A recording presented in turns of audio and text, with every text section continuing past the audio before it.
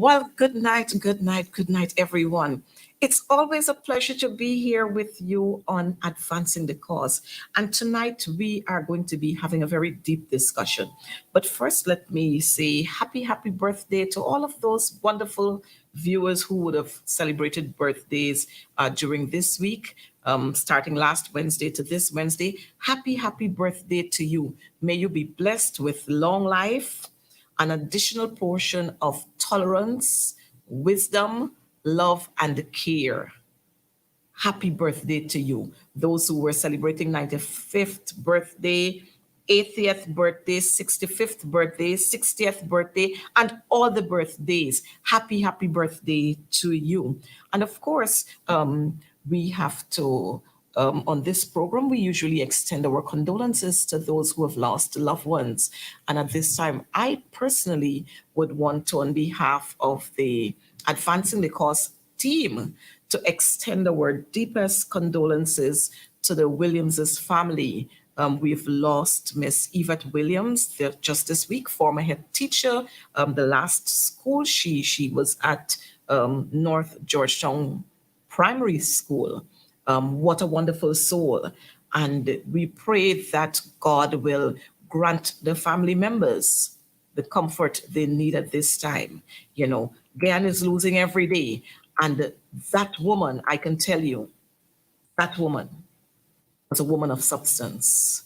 She did her contributions to education and the upliftment of students and her spiritual contribution as well. It's beyond par. Your loss is our loss. And we are going to continue to lift you up in our prayers. And so this evening, we're talking about taking a closer look at education in Guyana. And, you know, usually we have our highlights for the evening, but we're not going to have the highlights this evening because I have two very dynamic young men who are going to be joining the stage with me, and we have a lot to share with you. And so, operator, could you bring with us, or before we bring them on, let me say to you viewers, call up your neighbors, call up your friends, just let them know that Advancing the Cause is on, and so they need to be tuned in at this time. Call your friends, tell them we're taking a closer look at education. So operator, just could you bring our guests on, and then we are going to have a little picture of a young lady who is manning the education system at this time. Find somewhere to put her. So our guests this evening, first we have Apostle Nigel London. Apostle, it's always a privilege to have you being engaged in conversations of these sorts. And as a teacher, as a former teacher, I wish to say to our viewers, once a teacher, always a teacher. Once a teacher, always a teacher. So when issues in education are not going right, I know how that would trigger a whole lot of spines and nails and all kinds of things in your head. So I'm happy to have you here. And then we have another teacher with us. Once a teacher, always a teacher, Mr. Paul Court. Happy to have you here with us. Music, I don't know how to describe this young man, you know. When you talk about music, you talk about Paul Court. But the funny thing is, we have allowed politics to get involved in education. And so Paul has been politicized, if I can say that. And rather than giving back to Guyana, Paul is somewhere else giving what we really want to have here. But don't worry, we'll get more into that. So Nigel and Paul, welcome to Advancing the Cause. And let's take this really closer look at education. Nigel, I'll start off first with you, talking about your days at school, and then we're going to take a little bit from Paul, and then we're going to talk about what's happening now. Greetings to you, and greetings to, of course, Mr. Court. It is a pleasure to be here with you, as always. Whenever I see the word education or anything having to do with the interest therein, I am always prepared to lend my voice to it if it's so desired. And I must compliment you for the consistency with which you have driven this engine called education for the betterment of it. My recollection of education is unique, and in many regards, because when I the first memory I have of being educated or enrolled in a school was what was called Tukude School, now Tukude Primary School, and it was a school for a private institution to some extent, because it was mainly for managers and senior supervisors' children. So I was in the 1970s in a school with wall-to-wall carpeting and central air conditioning. We had a movie theater. We had all kinds of stuff in the school. And that really formed and fashioned a very, very significant and impressionable idea in my head about what education is supposed to be like, or the environment thereof. Then I was fortunate to be enrolled in the New Amsterdam Multilateral School. And that too caused me to have a very good, based on Forrest Burnham's vision, an excellent experience regarding education. But I want to share with you that before I got to New Amsterdam Multilateral School, something happened. There was a school in New Amsterdam called All Saints Primary School. Now imagine my leaving with Tukude School, where we had wall-to-wall carpeting, we had central air conditioning, we had movie theaters, we had all that. And then my father was transferred in the bauxite industry, so I went to Babis, New Amsterdam, and then I was enrolled in this school called All Saints Primary School. Coretta, I was horrified on the first day. I couldn't imagine that actually was a school in the country, in Guyana. I didn't see any wall-to-wall carpets, I didn't see any air conditioning. I saw one big hall and everybody sat inside. And as a child, and I'm saying this for a reason, I was shocked to know that this is what I was supposed to be involved in, because this didn't match what I left. And I normally then think about what it's like in reference to our children's experiences. What do they really think of themselves when they enter certain environments, if they leave a home of a certain standard, and then they go to what is called schools now? And we talk about that, I'm sure.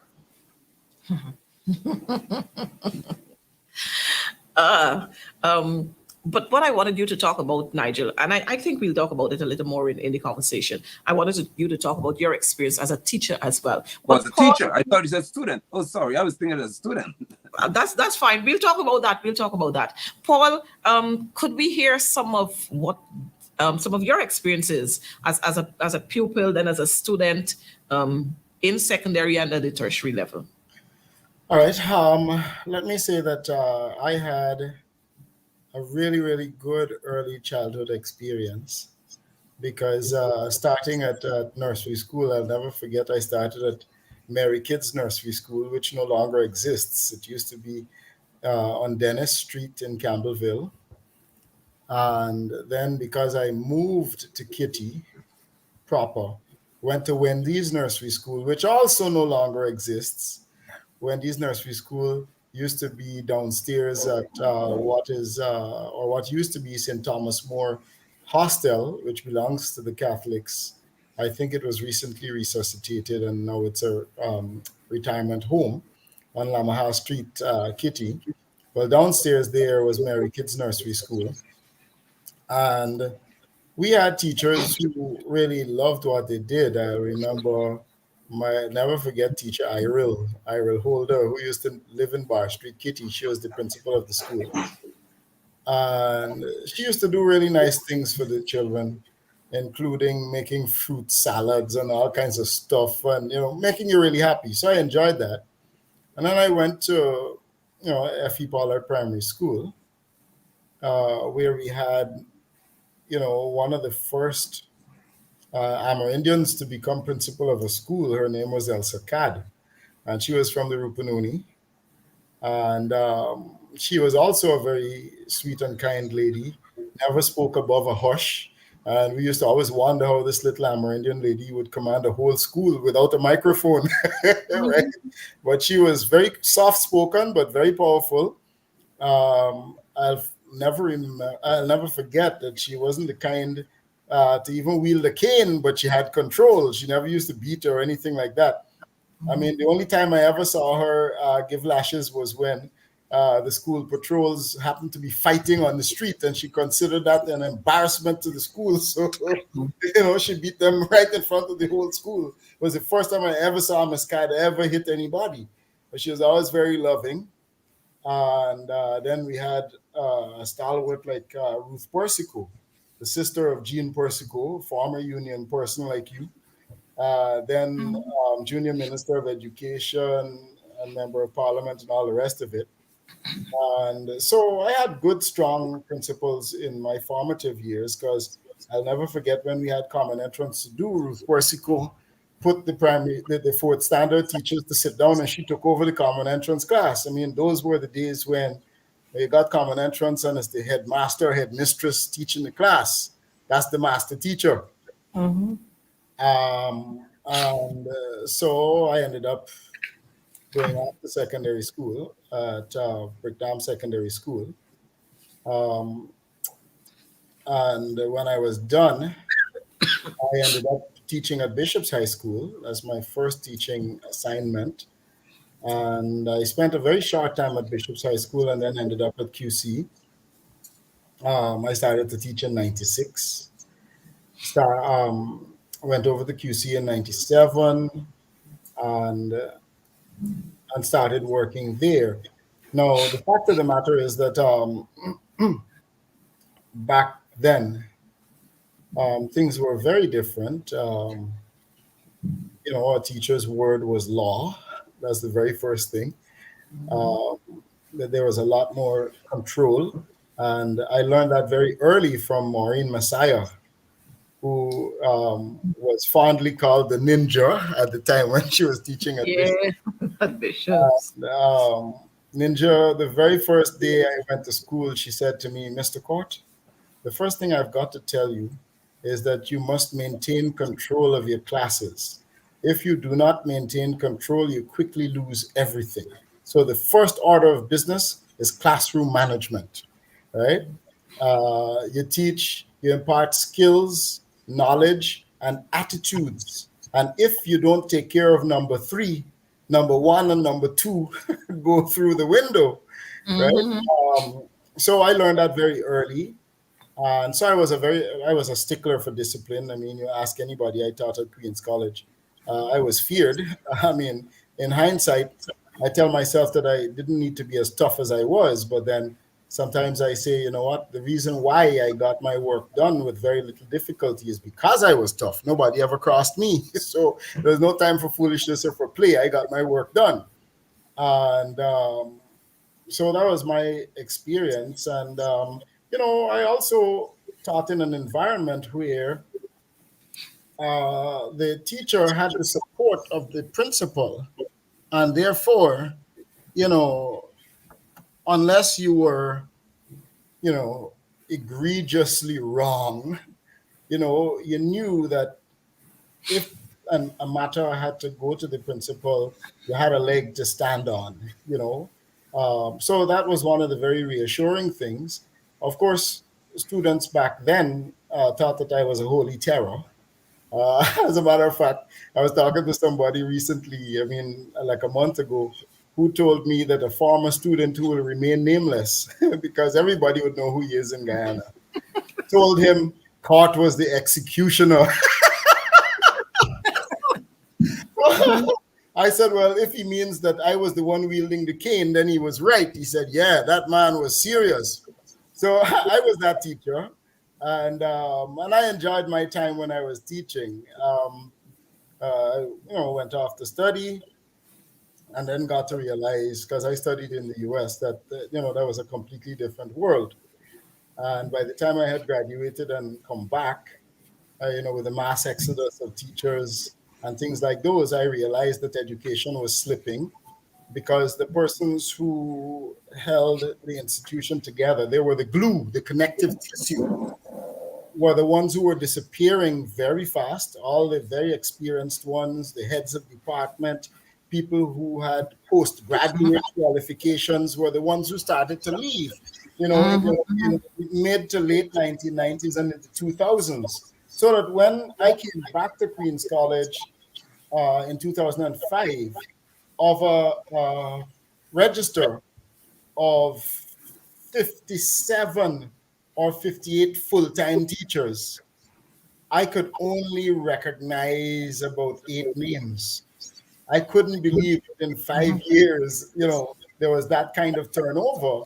And, when I was coming back, I asked a colleague, I said, listen, how many persons have left? And that person said to me, you better ask how many have remained. So that is when I realized that we were in trouble. And after then, there was this slide, not just in personnel, but then the disciplinary standards started to slip. And that is when I appreciated the idea that the institution is not the building, but the people who make it work.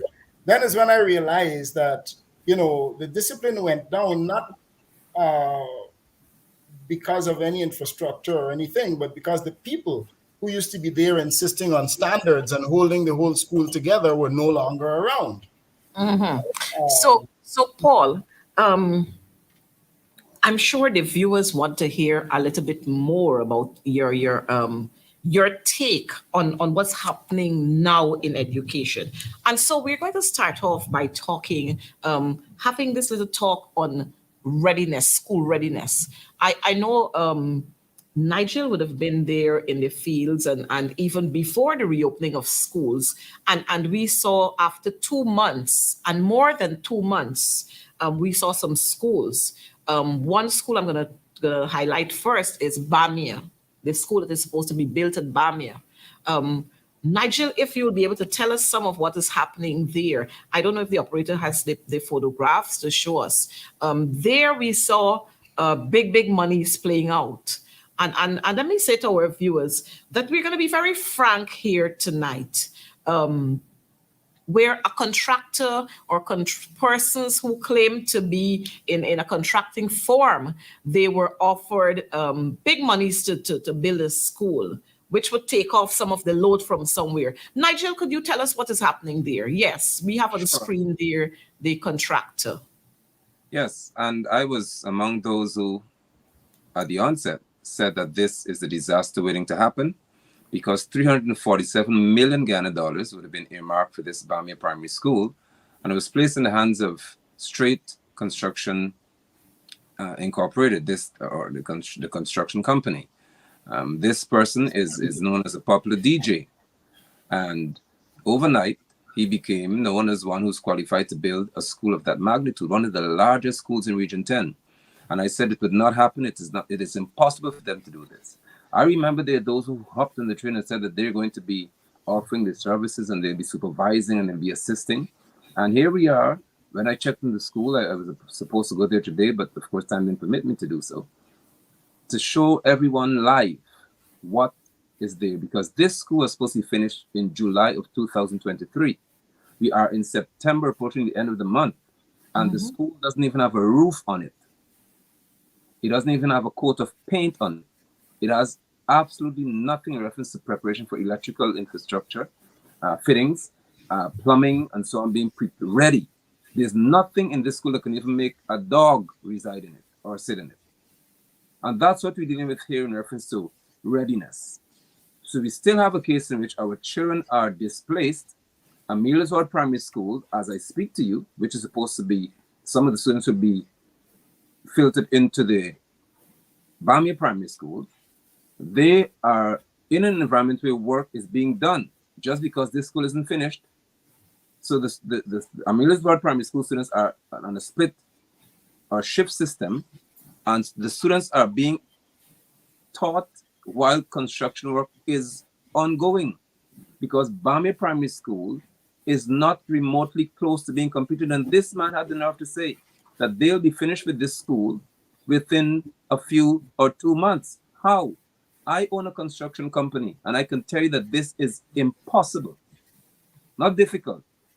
It will not happen. And Nigel, catastrophic.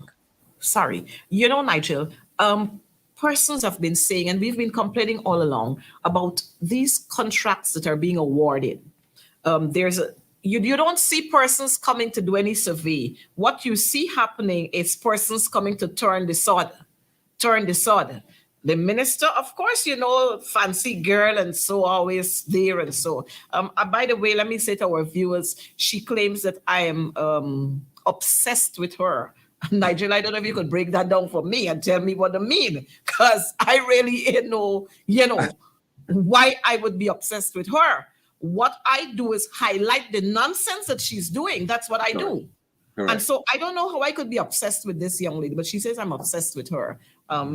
I understand the plight she finds herself in, because maybe if we check, we might very well find her name at that university and I flood there. So she doesn't understand a lot of things. But this is Linden, this is Region 10. And we've seen from we saw it before 2015, but we've seen as of 2020, August 2nd, the return of the PPP.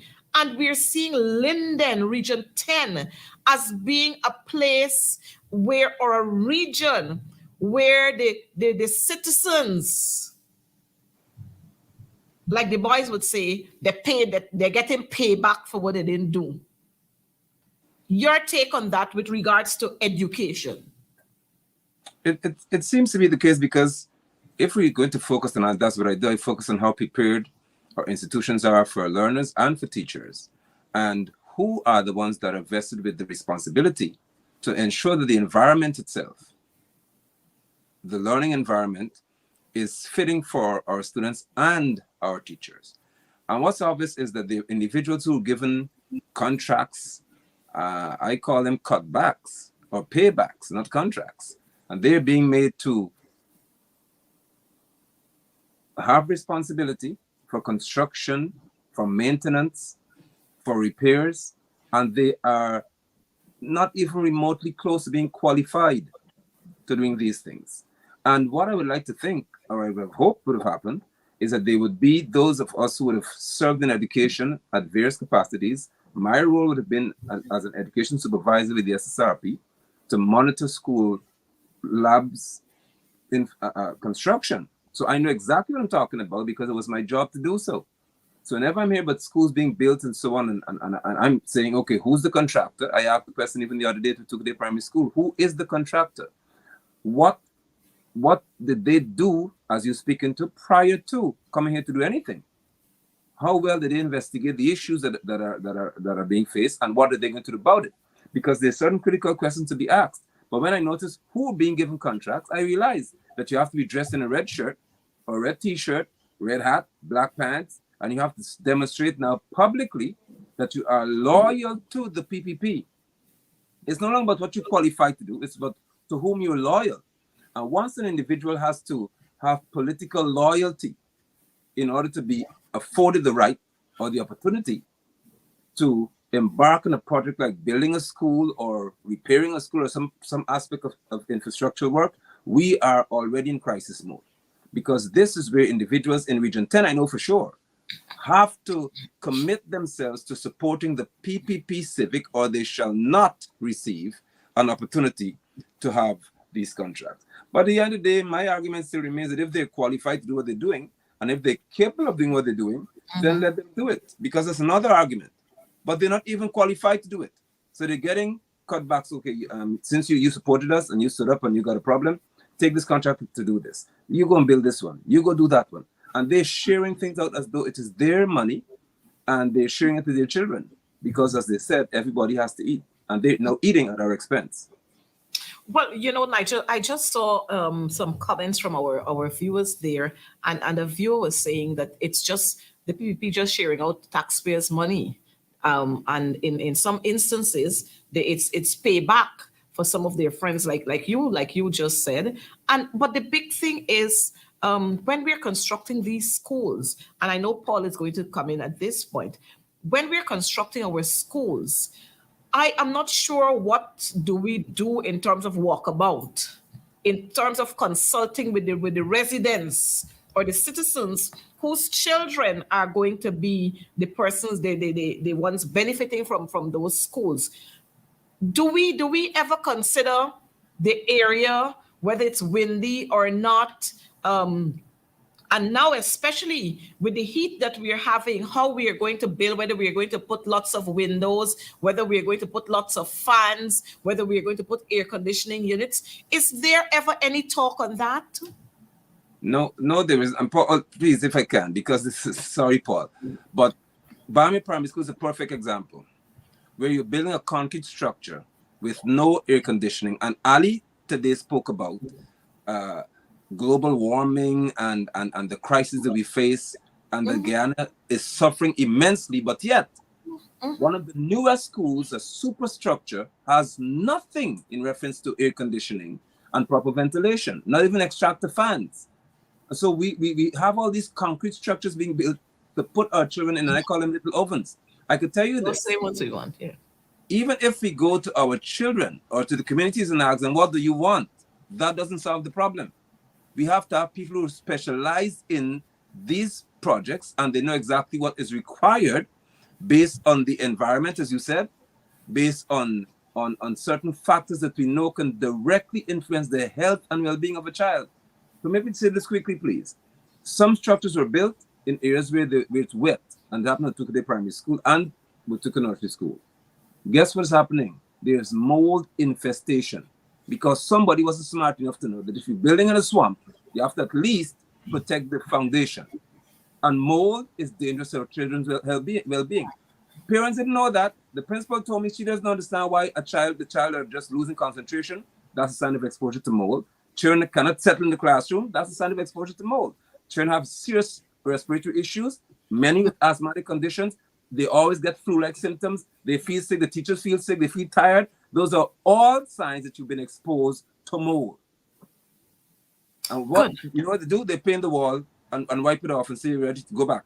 Put what do you call the thing? The paper, the cardboard. Put it over the wall and put the teaching it up there. Paul, your take on this part where we're having, before Paul come in, Paul, you're familiar with the quarantine. I visited low quarantine secondary school, and I saw in classrooms, of course, we still have big auditoriums and so on, and you have screens dividing these classrooms. And I was amazed that in 2023, when we hear so much talk about Guyana being the Dubai of the Caribbean and the country with the fastest growing economy, you know, I saw there table tennis, 2 halves of a table tennis table being used for screens. I saw zinc sheets, the plain zinc sheets, and they were nailed on wood and that's screens. Tell us about your thoughts on these with regards to moving the education sector. Well, I have always had difficulty with classrooms that were not properly demarcated. And the reason is very simple. I'm a singer. My voice is important to me. And when you don't have walls that separate the classrooms, the noise pollution from one class to the next often puts the teacher in the place where they have to speak so loudly to be heard that quite often they complain of hoarseness, their throat always sore. And the fact of the matter is that because of the noise from the class next door, the children are distracted because they're hearing what their teacher is saying as loudly as they're hearing what the teacher next door is saying, because they're just divided by a chalkboard sometimes. I mean, how are they supposed to focus when there's noise from the children in the class next door, noise from the teacher in the class next door, while their teacher's trying to shout at them, and you know, there's the noise that is made from their own classroom, not to mention classrooms that are further from the one just next door. There's noise on both sides, and you know, plus the noise of the street, all right, plus the noise that was happening in the yard.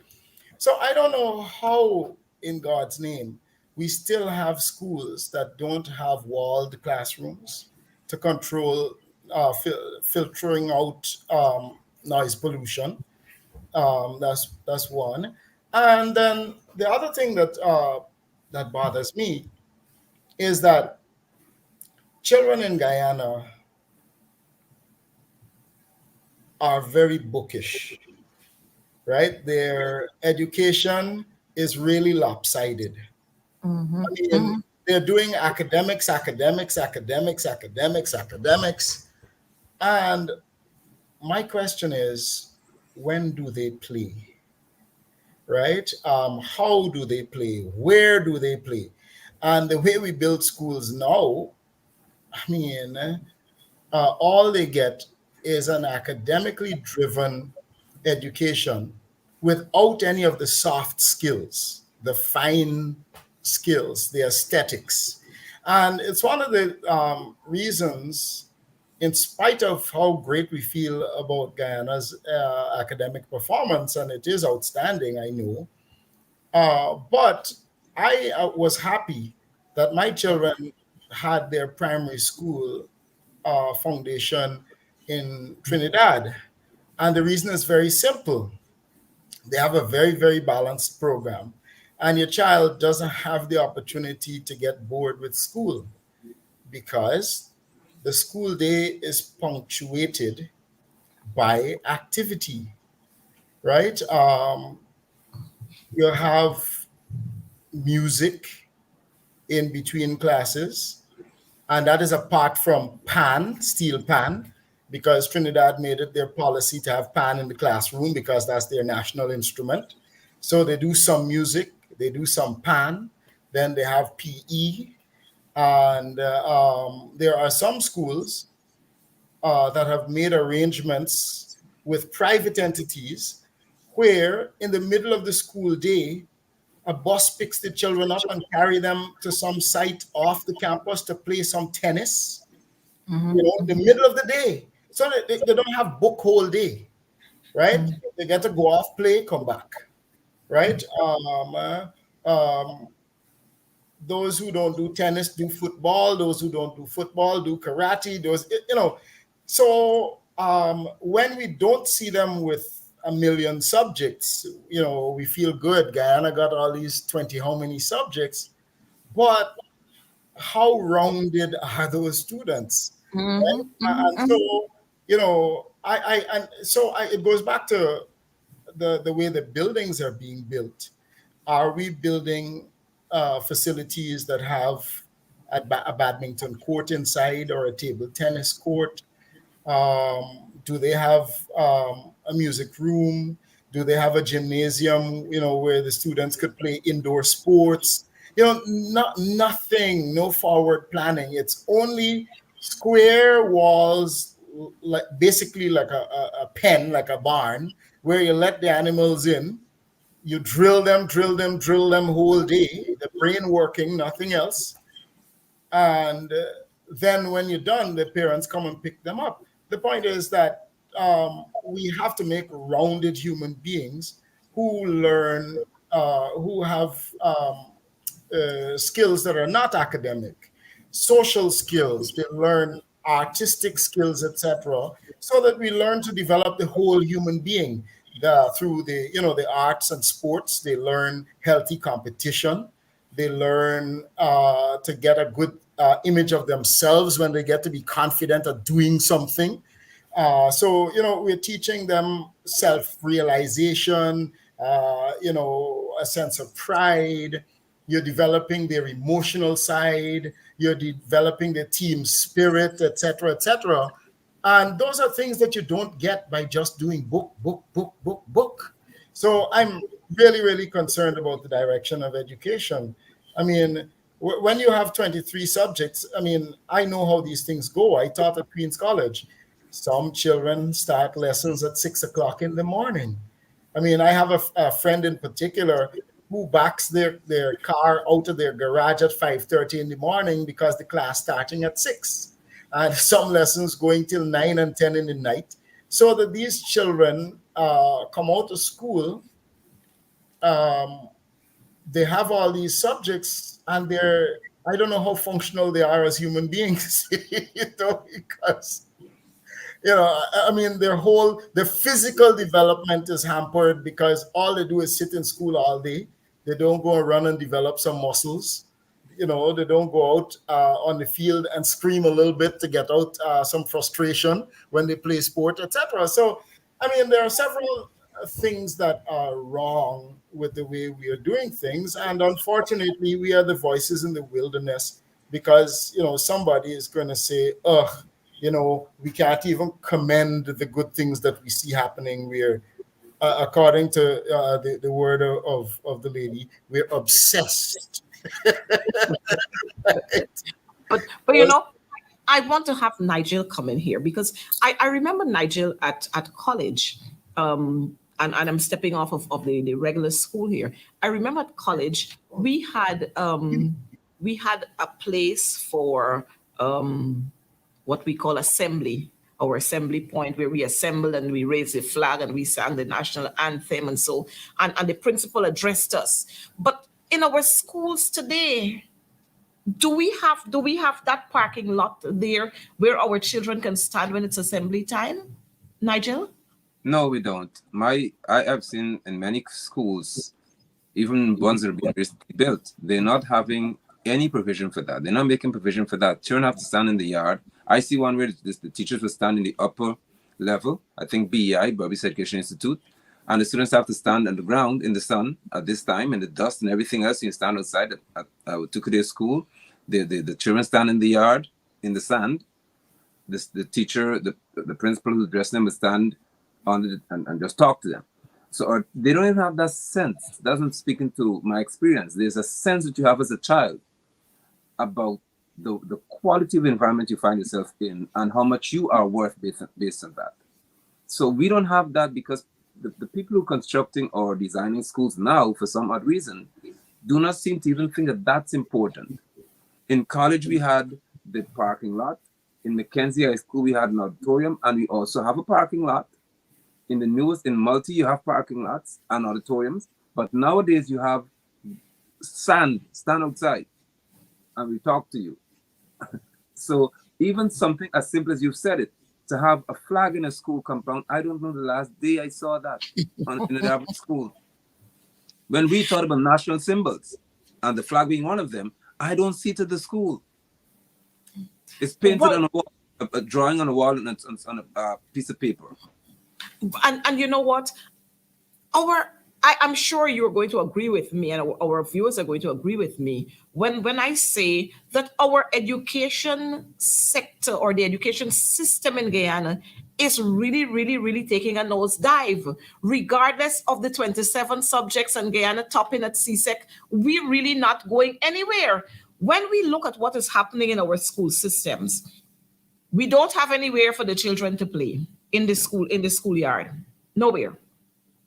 Back then, we knew that we had Bible club and we had Friday afternoon off. They have day off for you to go and play whatever games you want, whether you wanted to play indoor games or you wanted to be outside. We don't have that happening in our schools. I remember when we were going to school back then, we had music. We did literature and we did poetry and so on. But it's not happening like that in our schools now. And so when we look, it's from one thing to another. Operator, I think we need to bring Mr. Court on. I think he's something there, but we can bring him on. Yes, it's moving from we're at this level and we just keep diving down all the time. Now, we have the issue of, we talked about the buildings. And I want to say good night to our friend there, out front parts, and the Honorable Nima Flew Bess. And I'm hearing St. Joseph's ringing out, substandard work. And you don't ever hear about these contractors being debarred. You don't ever hear that. Right. You don't ever hear them having to repay monies for work that they did not do. What we found out is that after August 2nd, 2020, we saw some contracts being pulled from some contractors who had them, and people who all they know about doing is holding a mic and jumping up. All these people getting contracts, right? When they simply don't know anything about construction. Operator, I noticed you had the photographs there of Bamia, and I want our viewers to see where that school is at, and you tell us. If you think that the 2 months period that the contract is talking about that the school is going to be finished, then you tell us if that's correct. Nigel, maybe you can comment on if the images we are having here, if these are the same images, and or whether we have gone up a little, because I know there are some workers there who have been sending me messages and they're complaining bitterly that they're asking them to work way out in the nights because they want to push and push and push. Now, when Right. you're putting persons under pressure, all of us know what will happen. Well, those images that are on the screen are from what I've gathered a few months back. They have the walls up now in many of the classrooms, but there's no roof, and the basic signs that the building would be ready within 2 months. Because if you have a school of that size, you have to create, for repetition in reference to repeatability in reference to what you have to do. So wiring and so on, plumbing. There's a lot to be done. The school doesn't have a roof on it. The basic things that are required for us to even say that it can be ready in 2 months are absent. The danger is that if you're going to try now to finish this within 2 months, there's going to be compromise in reference to the quality of work being done. And if you have a workforce, it is abnormal for Guyanese to work late at nights in construction work. I said I do it, so I know I'm talking about it. When 5 o'clock, they may want to go home. So if you want to drive them into 12 o'clock or midnight and you don't pay them adequately, they'll give you substandard work. Secondly, who's supervising this? I haven't heard of no entity that is external and independent that says, okay, we're going to come on site and they're going to inspect the work in a phase-by-phase basis for this to be done. And so it's not happening. And I'm glad that you spoke to the plummet of education reference to the country, because Forbes Burnham, and they say I'm PNC, say whatever you want. I really don't care what people say, as a matter of fact, because they can't prove me wrong. Lyndon Forbes Sanson Burnham had the best education plan for this country ever. No one has ever matched it. And no one shall in the near future, because their mind is not on developing students. Their mind is on giving their friends contracts. Their mind is on saying that we built a stadium, for example, and that's how stupid it is. You build stadia across the country, but the schools don't have proper playgrounds. So what would be the feeder system for these places? How can you host international athletes here and you don't even have a basic playground for the average child?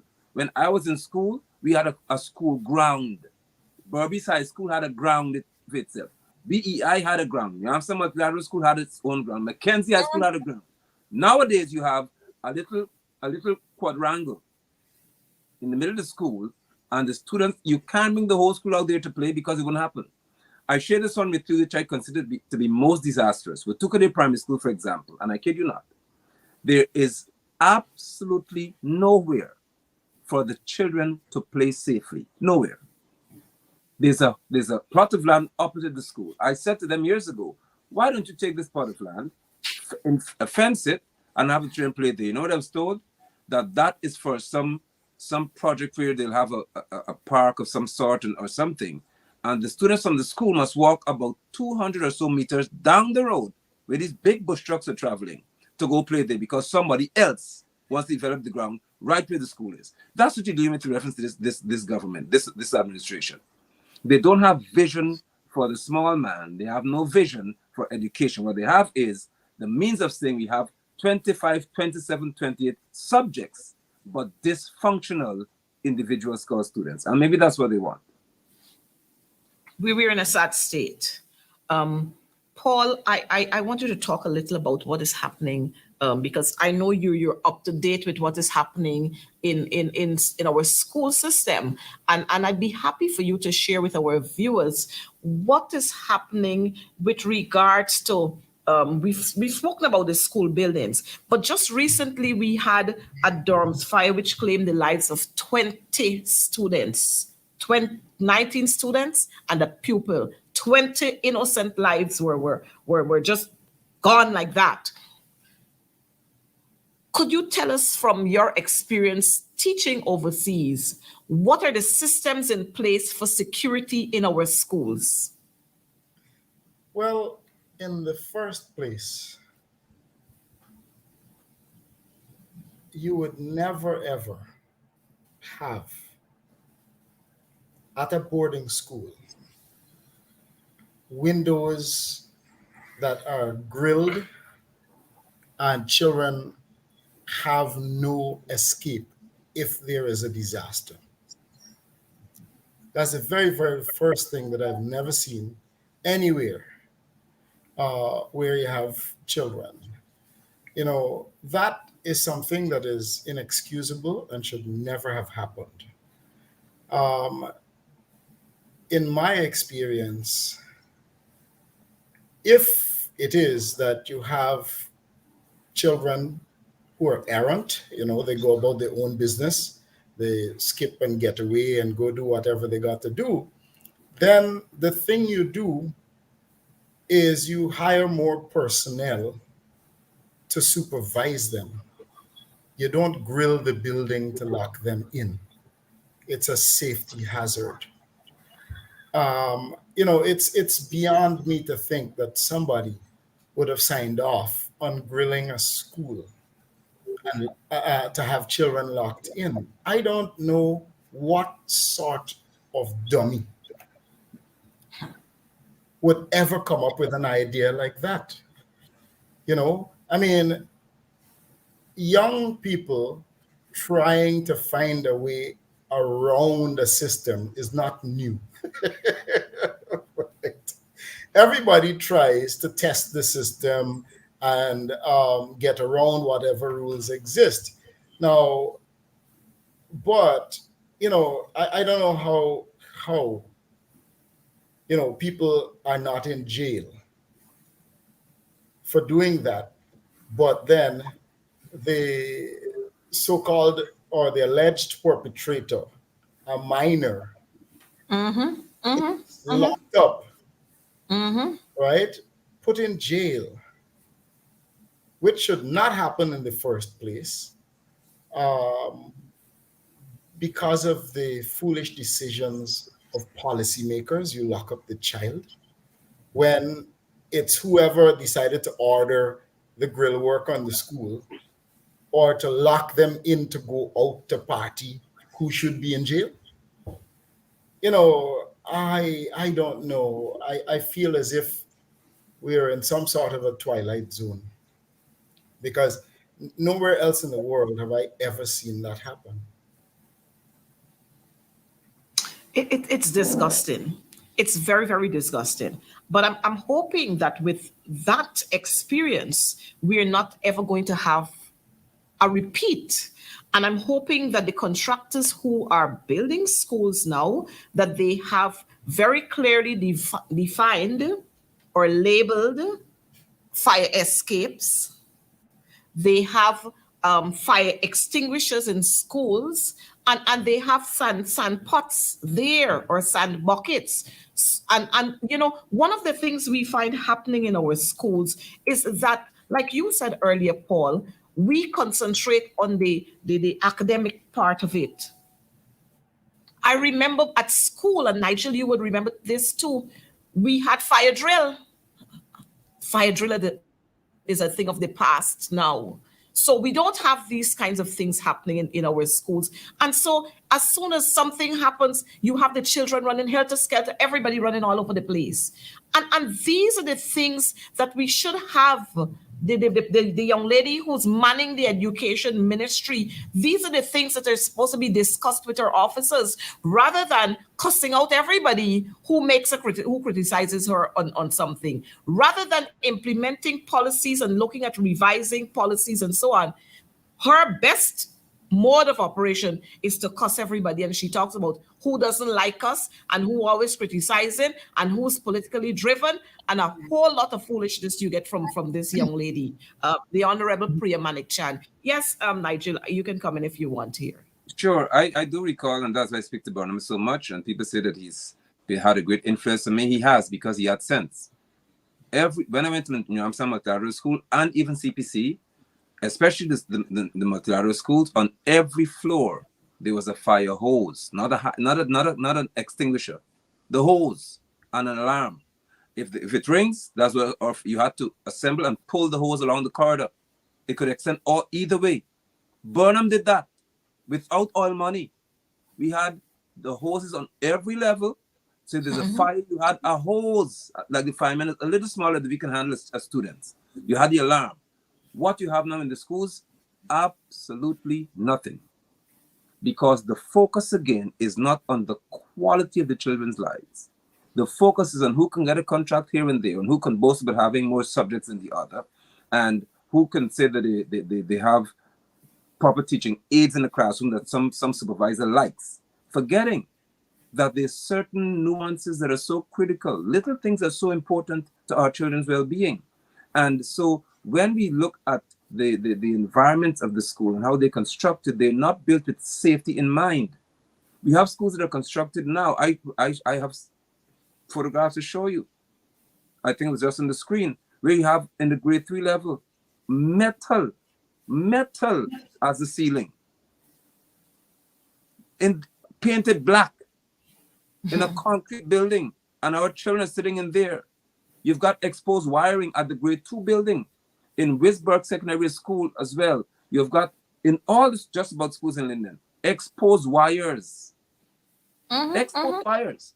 I reported this to the CEO because apparently the REO in Linden doesn't care about schools. I said, if it rains, and it did happen, and the wind blows in the southeasterly direction, it will wet the circuit. The whole circuit panel is exposed on the outside. It happened, and it began to spark and so on in the building. And then they said that it's because of the number of fans. Look at our school system in this country. Look at the infrastructure, and it is proven that schools with better infrastructure have better academic performance. Queen's College is an example because that's been proven across the world. Studies have been done. The better the ambience, the better the environment of the school, the better becomes the student performance. It is a proven fact. You can't fight that. So it's obvious then that they don't want their children to perform at the level that they should. That's why the schools do the way they do. But Nigel and Paul, could we talk about operator? You're going to show us what's happening there with Tuka. If you can put those two pictures side by side so that we can have some comments on these two schools. Yes. We're going to get those pictures. We're going to get those pictures there. He's going to put up those pictures so that we can talk about what's happening at these two schools. Because since you spoke about the school and the environment, how conducive it is, I want us to just zero in a little on this one here while the operator is getting it. But while the operator is getting that, I noticed we have I think it was yesterday, we saw, and this is coming off of school, but it will come right back to school just now. We have seen police vehicles. All right, let's look at what's happening in this. Okay, good. The operator is saying, let me go. We've seen our police vehicle. They have the insignia there, or the emblem they have on the police vehicle. And then at the bottom there, rather than us seeing police, we are seeing Policia. Your thoughts while we get those pictures together? I think it's borderline treasonous because Policia is a Spanish term and Venezuela is our adversary. Venezuela is seeking to have this country as especially the leader. The argument that's raised is just silly because context clues and certain words in linguistics, and I've learned this in studying and so on, that you can, certain words internationally, you can see them you don't have to know the language because they're so familiar, like Policia, police. From time to time, she's police and okay, then this is what it is. And the argument that the police force want to cater to the Spanish-speaking population doesn't make any sense either, because in Venezuela, they taught Spanish from grade 1, from the age of 5, all the way up to adulthood in university. So you can't tell me that they taught English, as a matter of fact. If you taught English from age of 5 years old, how do you come to Ghana and have to see police here to relate to it? Even worse is the fact that the police force have said they'll have this label as Policia on the police vehicles, and now they'll try to teach the police officers Spanish. Now, I don't know. I mean, I can't expect better from making these people, but at this stage, at least somebody could have said, please, teach them Spanish first. I want you to teach them Spanish. You don't have to have Policia in the vehicle either. But you're labeling the thing as though you speak Spanish. And then somebody comes to you and says, well, listen, ¿cómo estás? What you say? What are you talking about? But Nigel, and Paul is going to come in here too.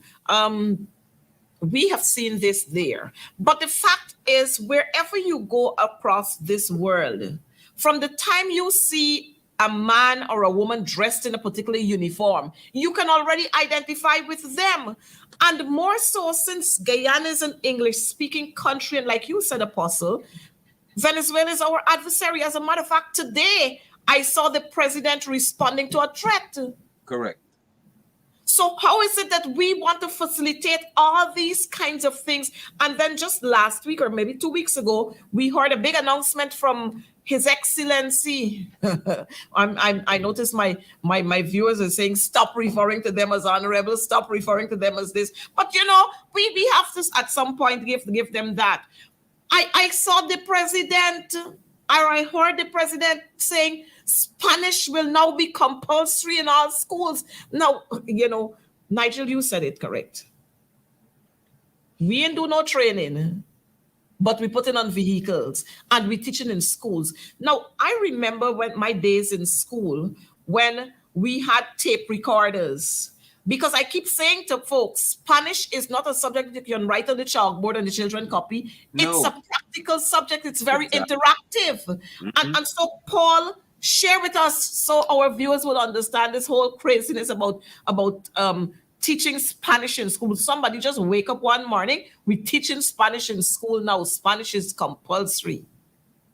Well, I happened to have met and known the mother of broadcast to schools in Guyana, one Celeste Dolphin. And Celeste Dolphin coined a word to describe such behavior. And she would say that is jackassery. Now, I mean, I saw what was said on Gordon Mosley's post there when you had it projected. And the police are saying that they're catering to all Guyanese citizens. Now, Guyanese, in the last line of the first paragraph, they're trying to provide an efficient and broad-based service to all Guyanese. But the Guyanese people are English, they're not Spanish. So I don't know how you could be serving the Guyanese, the English Guyanese, by putting the signs in Spanish. And like you said, Venezuela has just laid claim to Guyana. So it's a real slap in the face to be serving, projecting the Venezuelan tongue on the Guyanese people at a time like this. And more than that,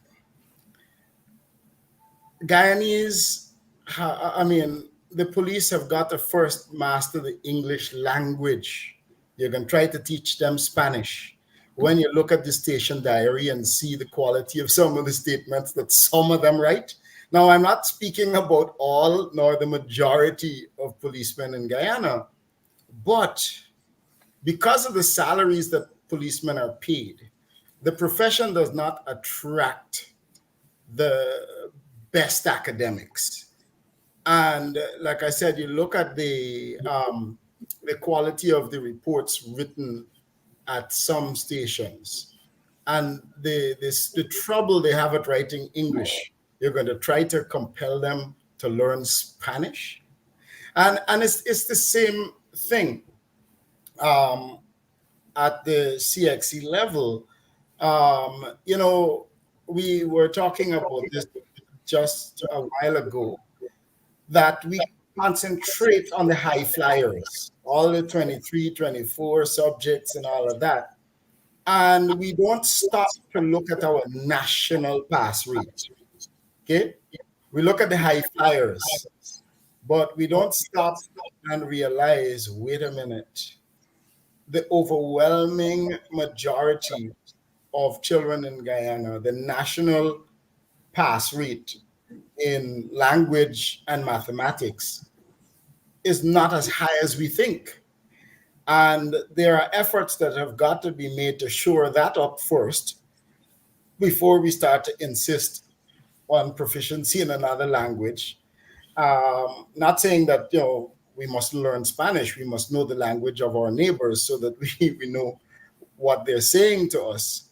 But there are other things that need fixing, like the fact that these days, ever since there was the secondary school reform project with, I think it was Dr. Hunt, 2 decades ago, we seem to think that everybody has got to be a scholar and an academic.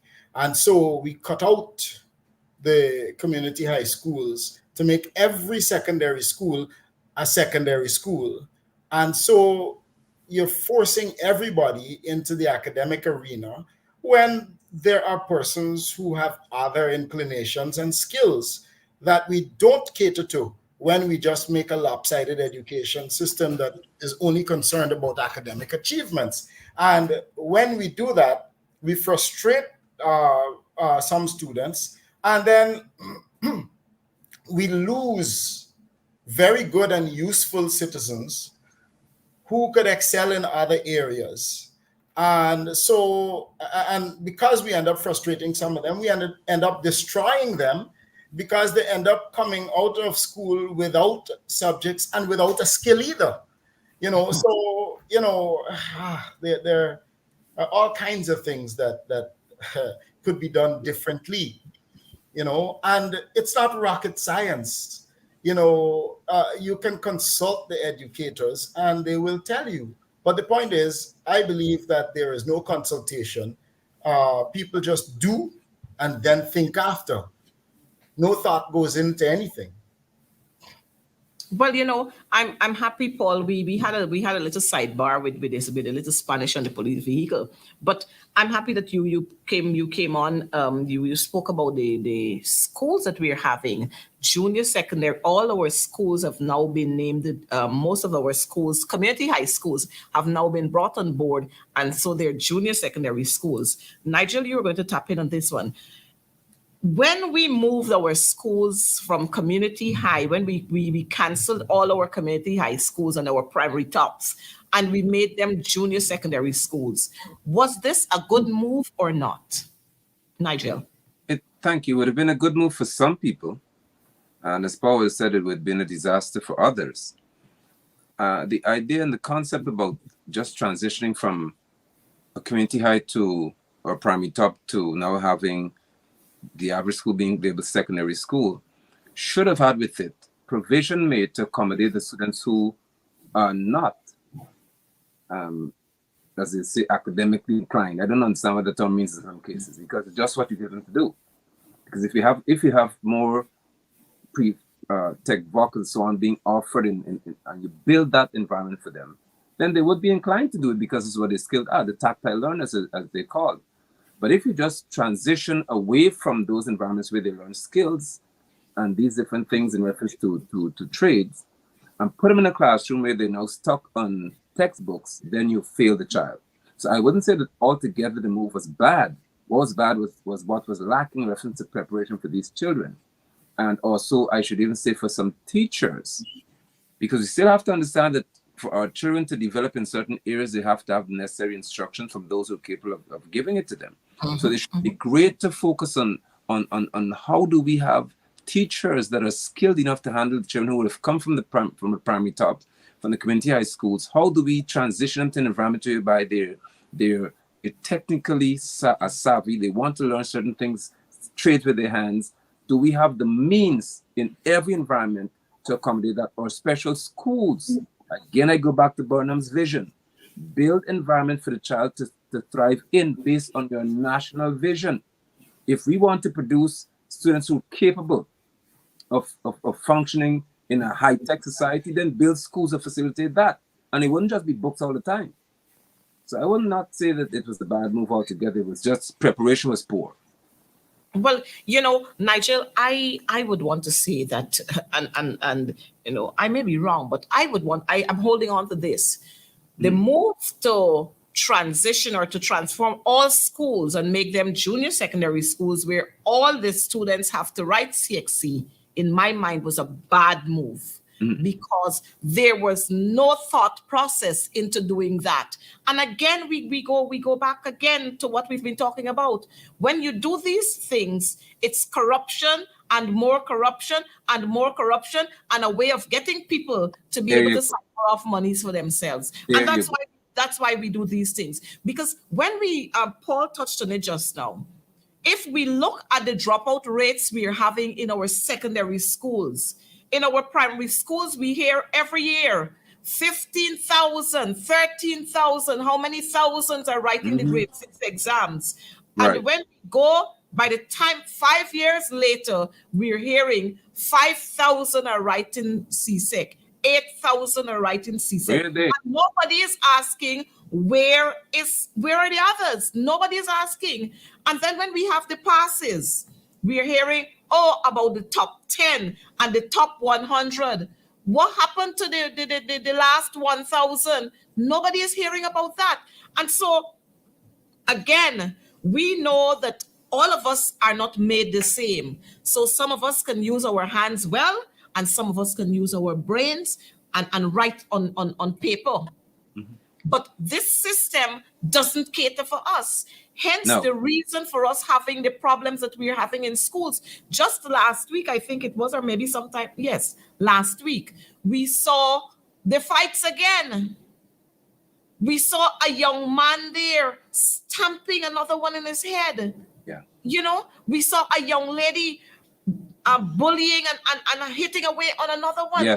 And we have all of these issues in our schools because, one, we are frustrating the children.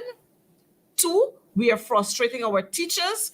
Three, we don't have the system in place to deal with our children. We got a section called the welfare. I'm not sure how well they are to fare, but we have a welfare section in our in our education departments. And I feel sorry for those people because they are not fully equipped to deal with the issues that we're having in schools.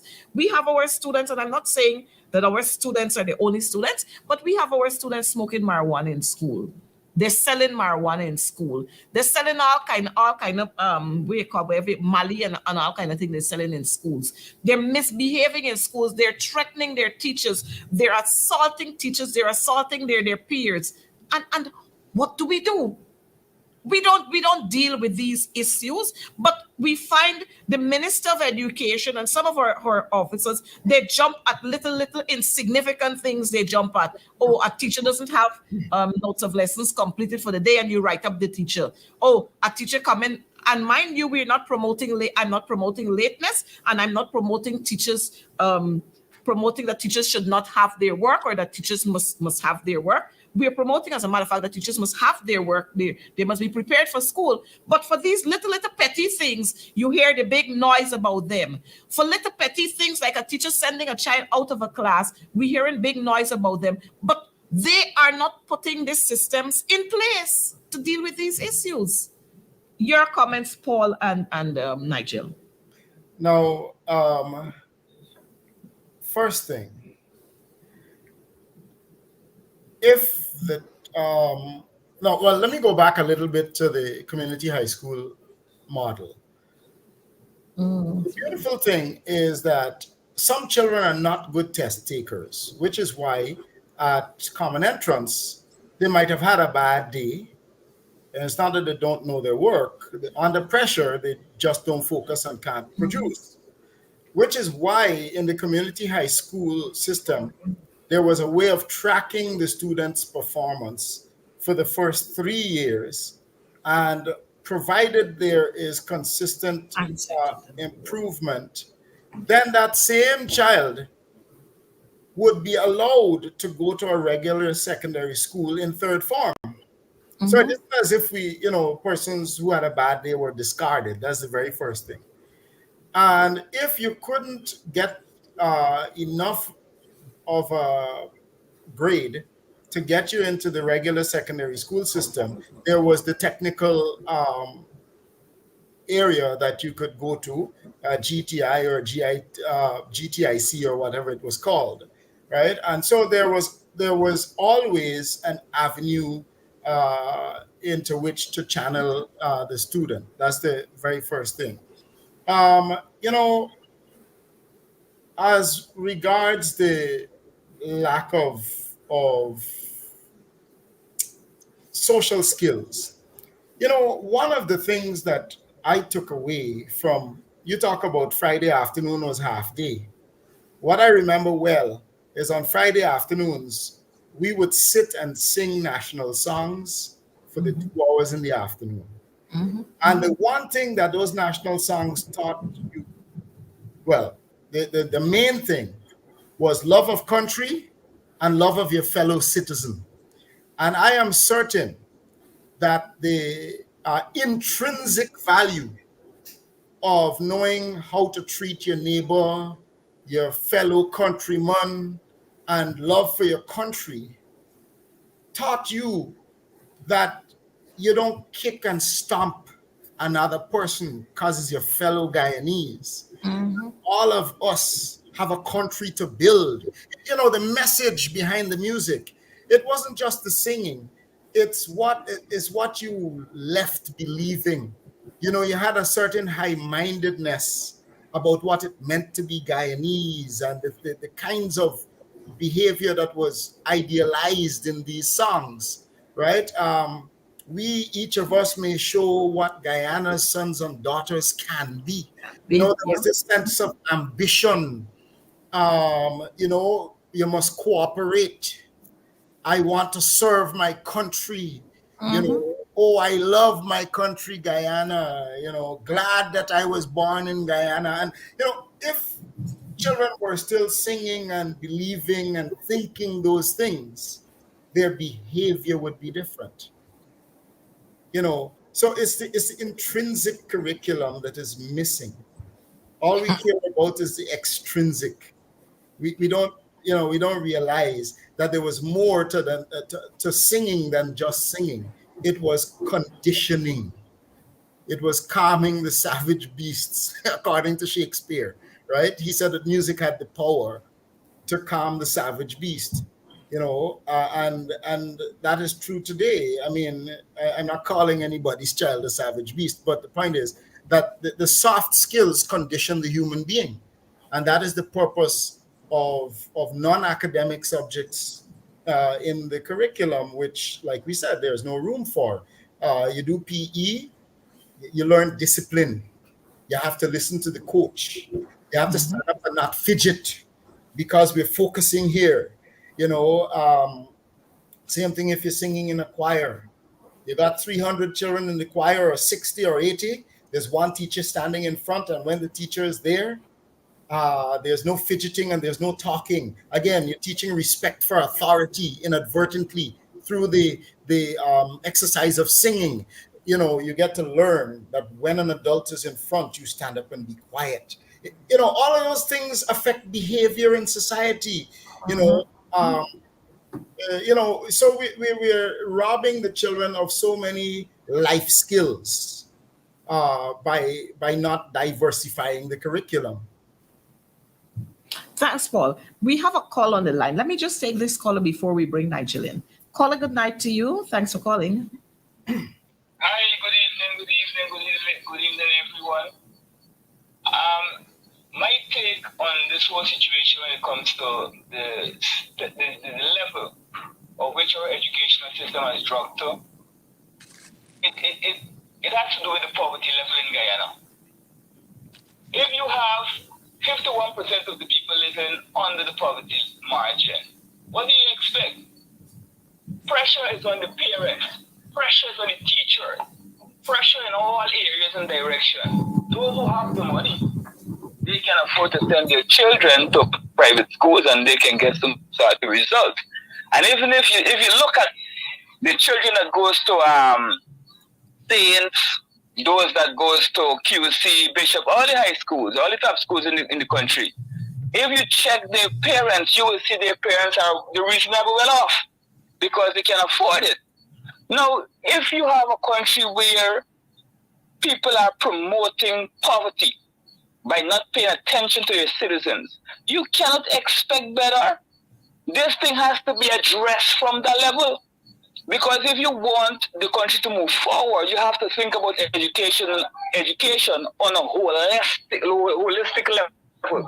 You can't just look at the school systems alone. And I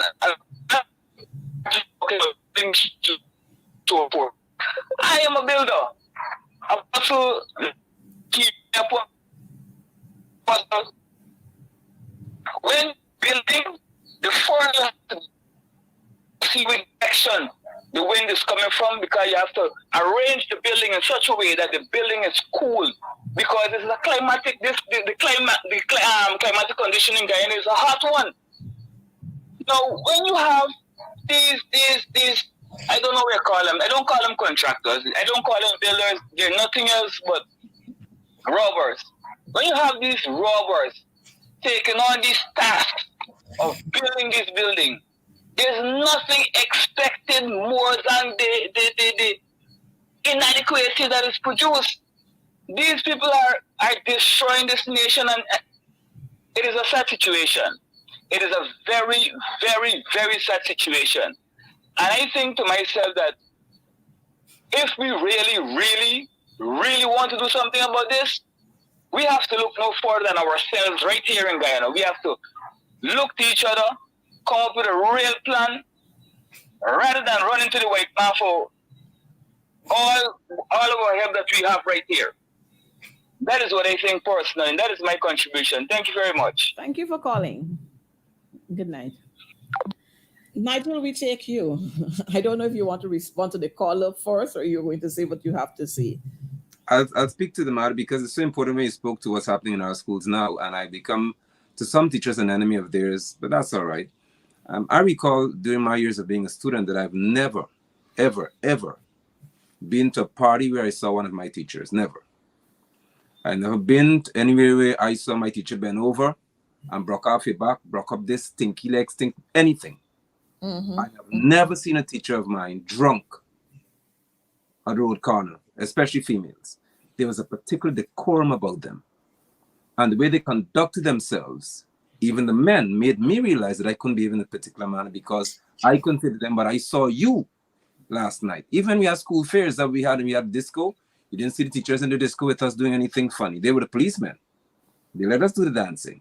And that's one thing we have to pay attention to. How do our teachers conduct themselves now in this society in the eyes of our children? And we have social media platforms. They can see things. But also, what is being done in reference to the economic well-being of our teachers? That's another thing. What are we attracting? How can you tell me that this country is so wealthy and look at what our teachers are earning? When a teacher retires, you are confining them to poverty. If someone never makes it to the status of a principal of a school and they leave as a qualified master or trained teacher, what would their pension be like? Are we considering, and I'm happy the caller spoke to that because it's urgent to what I have to say, are we considering the economic framework in reference to what the teachers have to face on a daily basis? What are we doing in reference to them? And when I traveled and began to teach overseas, I realized then that this was crazy. I was earning in another country something close to 200, 300,000 or more dollars per month, with my rent being paid, by the way. I didn't have to pay rent. So rent was fully paid for me. And I was still earning $500,000 Ghana per month. Look at what we have here now in this country. Which teacher can tell me that at their level they're earning $500,000 per month and their rent is being paid for? So the issues we have in our country has a lot to do with how we're treating our teachers. If a teacher is sick today, can we tell any one of these teachers in our school system that they can afford to go to Balwansing?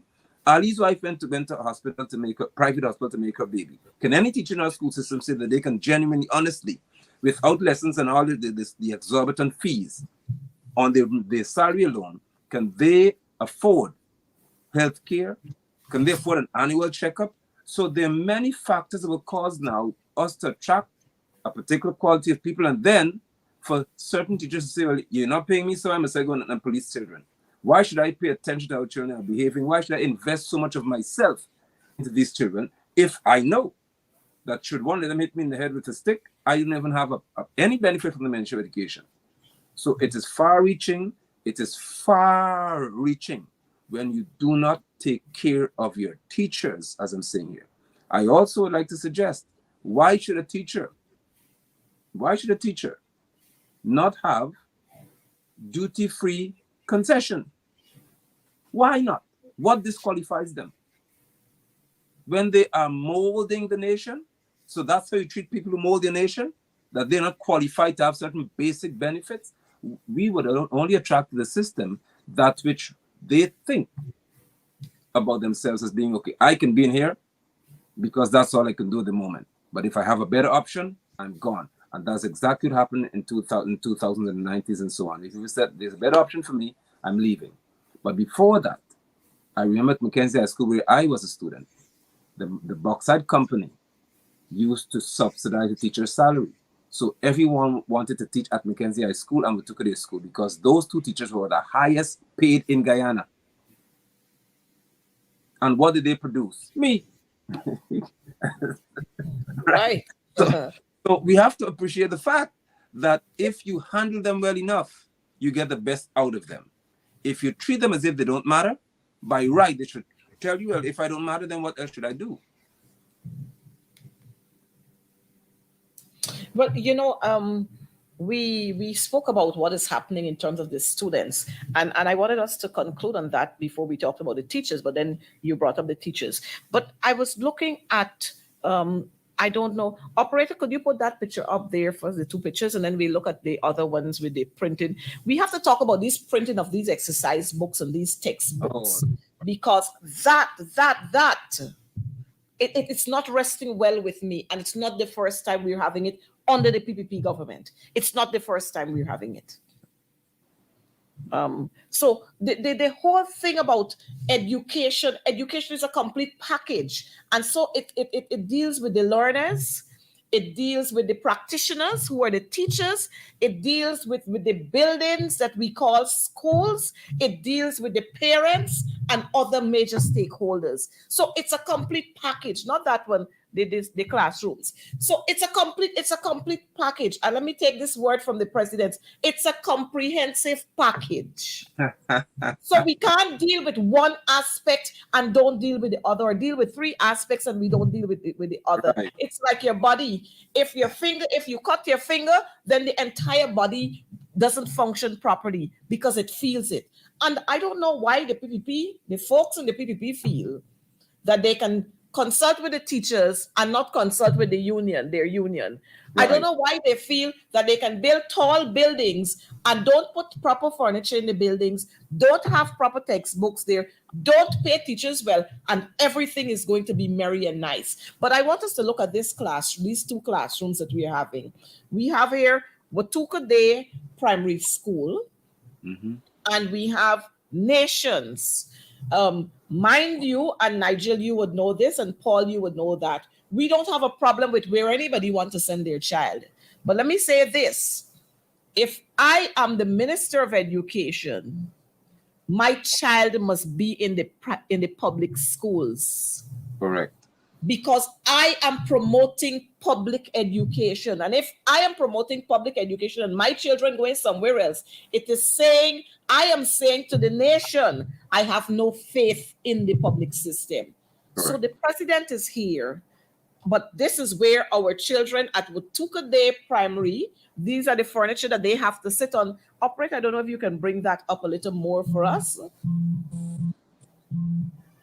This is where our children have to sit.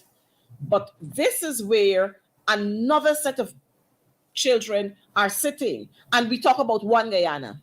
We're talking about one Guyana. You see the toys that they have to play with.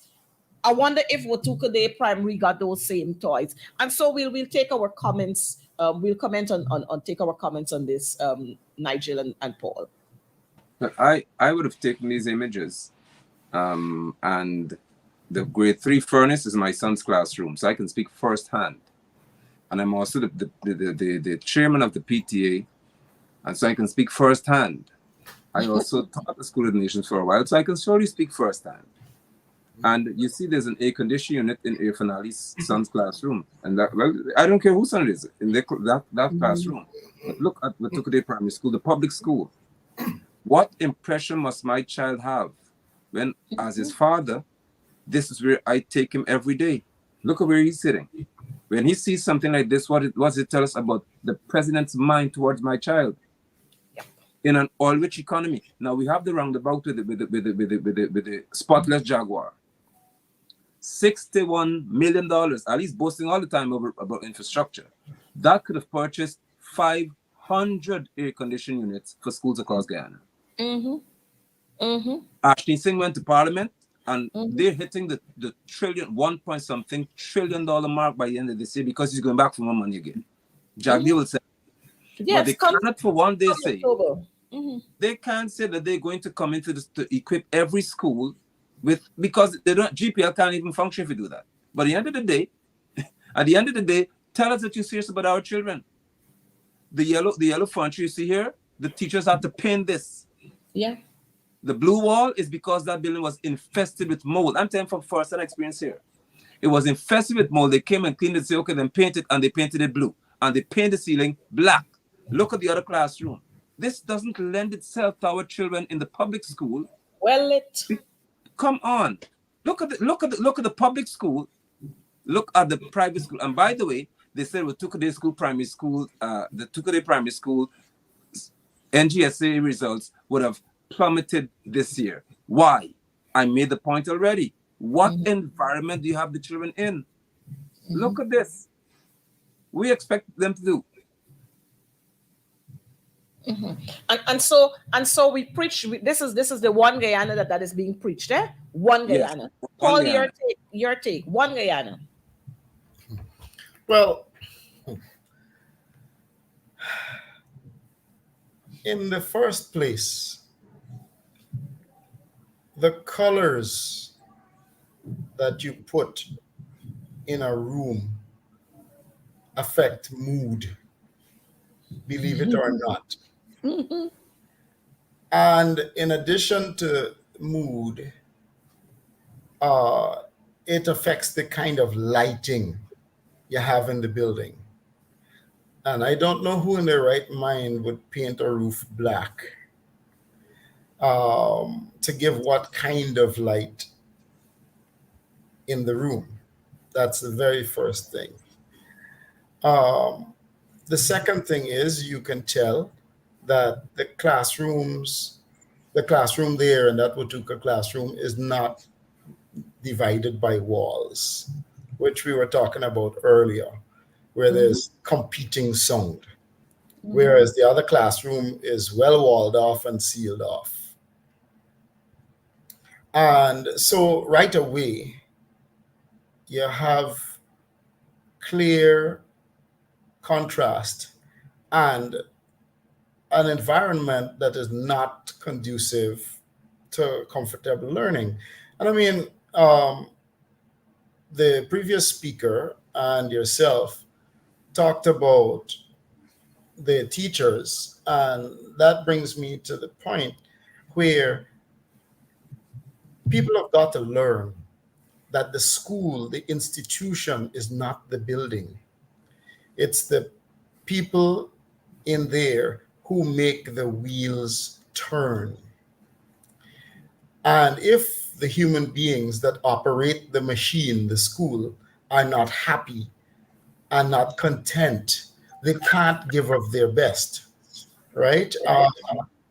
In addition, if you're going to ask teachers to give their pound of flesh, but they've got to divide their energies because they need a second job after school to be able to put food on the table, to make ends meet.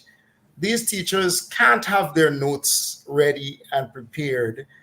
They can't have the energy that they need to give to the children if they got to be working after school. The other thing is that instead of staying back after school to help a child, which was commonplace when I was a student, they can't because they got lessons to teach or the second job to go to. And so when you put people in survival mode, while it looks like everything is functioning well, there are all kinds of cracks and compromises. The system is compromised without us even realizing that it is apparent until it is too late and we see manifest themselves in the result that we get at the end. And that is my take on it. But you know what? I want our operator to pull this other set of pictures up there. I mean, education again is a package. And if we're going to do foolishness and instill in our students wrong concepts, then when they get older, you can't erase it. Now, here is it. We have the printing of these exercise books that Priya Manik-Chan, she's been boasting about on her Facebook page and on the Ministry of Education's Facebook page. Operative, you can pull that closer for us. Multiplication tables that we've learned in schools. Now we are learning as adults that 3 12s are 26. 8 12s are 95. You know? So it means that you, Paul, Nigel, myself, and all the other seniors, we have to go and redo all that we would have learned because maybe we were taught the wrong concept. Well, before you go there, look again. Some natural resources of Guyana: forest, sugar, rice, fish, minerals, petroleum. Oh man, come on. Look again. Some facts about Guyana. Number 2, Guyana is the only English-speaking county in South America. You know, there was another one which talks about the highest mountain, Mount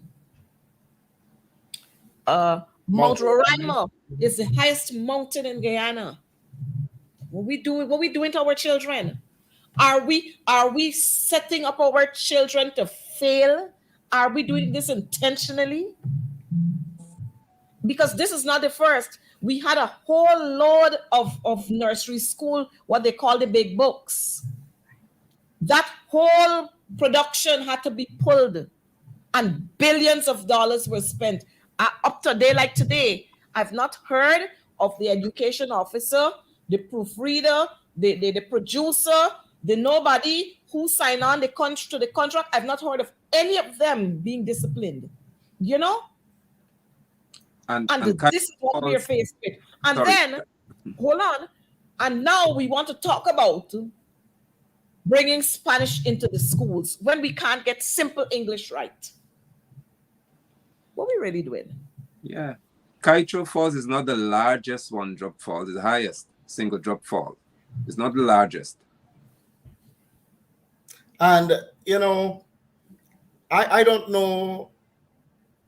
Well, no proofreading is done, obviously, because if proofreading was done, that bit of, again, to use Celeste Dolphin's word, that bit of jackassery would not have slipped, right?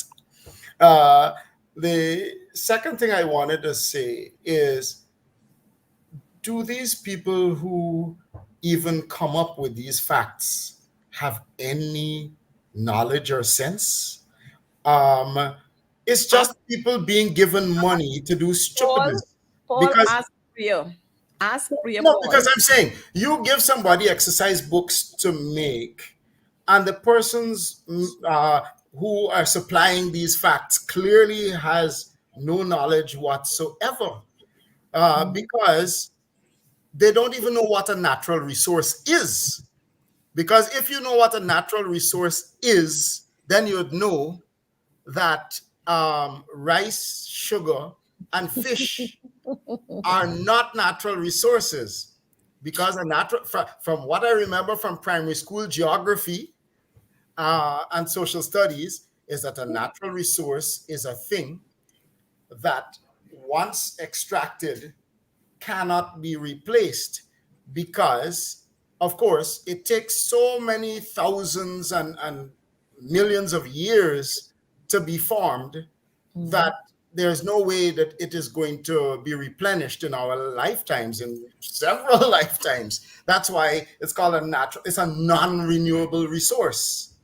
And I don't know since when rice and sugar, which are crops that you produce, all year round, and fish, that you only need to give them a rest period so that they could rejuvenate and mate and whatever, and then you have more fish, which is, as far as I'm aware, a period of 2 to 4 weeks or something like that, for some species of fish. That's a natural resource. It's like when I went to the the consulate in Trinidad some years ago. I was waiting to get my passport renewed. And I was reading a magazine on Guyana that they had on the table in the waiting area. And when I read one little section on facts about Guyana, where it is in print that Guyana, the islands of the Essequibo River are larger than Barbados. Now I picked up the magazine and I went to the lady and I said, listen, there is no island in the Essequibo River that is larger than Barbados. And she looked at me like I am mad because, I got the accent, so I'm definitely Guyanese. But how come I am going to say that there's no island in the Essequibo that is larger than Barbados? I said, listen, when last I looked, the largest island in the Essequibo River is Hog Island, which is 66 square miles. Barbados is somewhere between 127 and 160 square miles. It's one of those two. Yeah. Right? So Hog Island is a third of the size of Barbados. Of Barbados, or half, but depending. But on which number you use, but I think it's 127. So it's about half, but it is not bigger than Barbados. And these people got this thing in magazine and print, got all the way in Guyana looking stupid, like we don't even know our own country, right? And I said, you can say that there are some islands in the Essequibo River that are larger than some Caribbean territories. And I'll agree with you there, right? Like Leguan, that is about the size of Tortola, or if not a little bigger, right? And Wakanam, that is 18 square miles, would be bigger than Tortola, right? So I'm saying the kind of idiocy that I see passing for scholarship, right? I want to know who, lets these things slip, because these things are published and they're at all the consulates in Guyana, I would assume, because if they're the one in Trinidad, I'm sure they have them elsewhere. And people would laugh us to scorn because we are obviously very ignorant. If that is what we are going to project, that is not fact. If I may, I have the experience of working with the Science and Daily Life book theory, and I'll tell you how. If it's in it anywhere you see it, I'm one of the editors of that book. And I'll tell you what happened. I was working with the SSRP, and they were about to print the Science and Daily Life book 3. I went across to the room to check, because I was NSER doing that. But I was working the same field, so I said, I'll go check this book they're about to print. And when I looked at it, they had a trumpet labeled as a saxophone. And I said to the gentleman, I said, you can't print this. And he said, well, we've already paid, the contract is ready there, you have so much to be. I said, I don't mind what contract you have. You are not supposed to release to the children of Guyana misinformation or incorrect information. This is not happening. And I began to protest. So vehemently they said, okay, you get us into trouble, but let's take it to Mr. Gulsaran. And Gulsaran was shaking because he knew that all the money that was passed and people were paid hefty sums to edit this book. How did it get to that stage? We had so many errors. So Mr. Edsys, and again, I'm speaking to the quality of people we have in our education system, would have had. Mr. Edsys was the CEO then, and I was on vacation. I got a call from Mr. Edsys to say, please report to Center Ministry. I was in London. He said, report. When I got there, he started me in the office and said, listen, I was told that you discovered there were many errors in the Science and Daily Life Book 9 text before it was about to be mass printed. He said, here's the deal. I agree with you. It should not get to our children in this nation. He said, I don't mind the cost. Kindly we come out of your vacation, take a break. You'll be paid for it, but go to work and ensure that this book is correct. Myself, one, and Melcita did that. I went there and we had to re-edit that book to perfection. because Ed Cesar, the CEO, said that he would not have that book printed as is. Priya doesn't have that interest or the means to ensure it happens. I could say this to you further. I know Glenelg has the ability to print exercise books, but as far as I'm aware, those books are printed in Trinidad. Why do you have the means in Guyana, but the contract, if you give it to Trinidadian, do you think they're going to vet our books to ensure it's okay? And the people who are in ministry now, I remember when COVID hit, when we were hit by COVID, as they said, my son, I said, okay, Priya said you all need to sit in front of the TV and learn. So I brought my child. He was about 4 years old then, or 5. I said, come, baby, watch. Let's watch something educational. And I saw the teachers on the screen saying that a worm is a vertebrate. I stopped it. I said, hold on here. No more. Cut. Because I had hell trying to tell this boy, what you heard just now isn't true. He said, but teacher, I said, no, forget it. Forget that. I had to take my son and sit with him to explain in detail what vertebrates are and all the rest of it. Then I was on social media and Priya then pulled the program. And I'm happy that she did because I wasn't stopping. I said that this is ridiculous. How do you have this go to our nation's children? But that's what you have to deal with, man. So that textbook, the exercise book, and she was boasting the other day about excellence and development and the rest of it. Priya, please. I have offered my services for free to these people because what we have now in the system are just people who are there grabbing money because I know how much money will be spent on these things. I've been there. I've been around NSET and everything else. Money is spent. There's 2 places to steal the most money in Guyana is education and public works. Yep. That's what you get. And that's what you get. And that's what we get. That's what we get in our roadways too. And that's why so many of our roads, by the time they're finished doing, they're sinking. But taking a closer look at education is in a mess. And unless some of us or all of us should continue to talk about this, we should call for the resignation of Priya. We should call for the resignation of some of our officers because all they are doing, they're occupying space and they're not making it right for our teachers. They're not making it right for the students or the pupils or the learners. They're not making it right. Too many mistakes we are having in the education sector. Too many things are happening and we're not getting just for dollars. We're not getting it.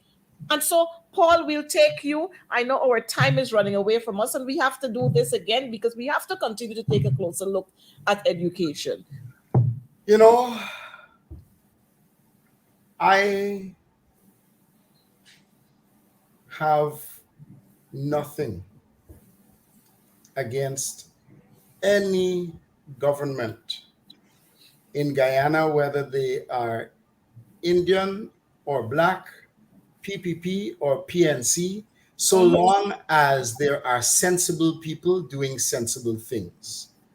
And I'd like to say that under the PPP is the first time in the history of Guyana we ever had ministers of education who were not educated. And I'll say that again while your cough is knocking my sound out. It's the first time in the history of Guyana we have ministers of education who know nothing about education. They were not educators. Under the PNC,